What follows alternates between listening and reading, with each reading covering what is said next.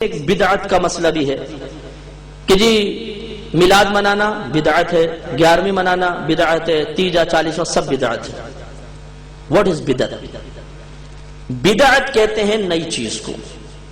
اس کی تعریفیں آپ کو مختلف ملیں گی، لیکن میں وہ آپ کو تعریف بتا رہا ہوں جو واقعی یہ تعریف ایتھینٹک ہے اور ماننی چاہیے۔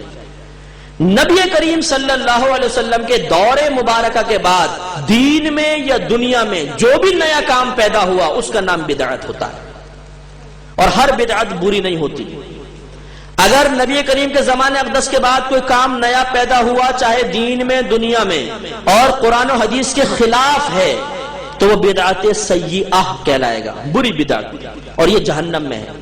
کلو بدعت ضلالہ جو سرکار نے فرمایا کہ ہر بدعت گمراہی ہے، اس سے مراد یہ والی بدعتیں ہیں۔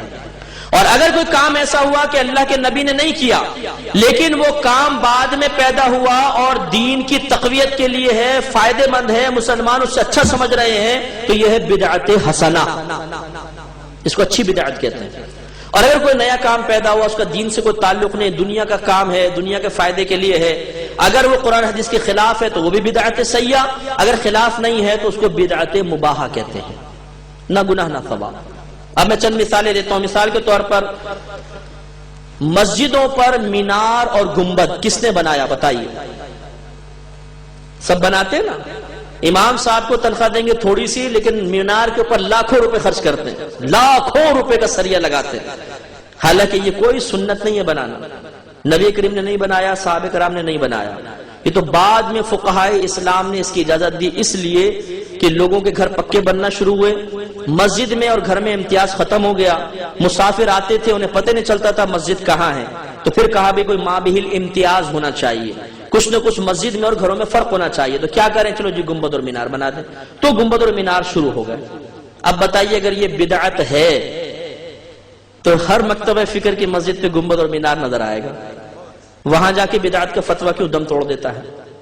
محراب نبی کریم کے دور میں نہیں تھی، سیدھی دیوار ہوا کرتی تھی، بالکل سیدھی دیوار، صحابہ کرام کے دور میں سیدھی دیوار ہے، یہ تو تبع تابعین کے دور میں جا کے کہیں محراب بننا شروع ہوئی۔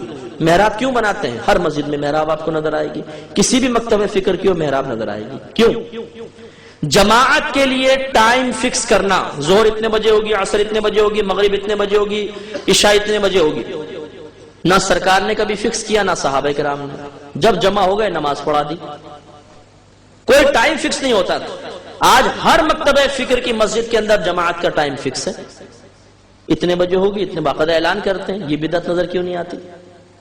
تو معلوم ہوا ہر بدعت بری نہیں ہے۔ پھر قرآن کے آپ دیکھ لیں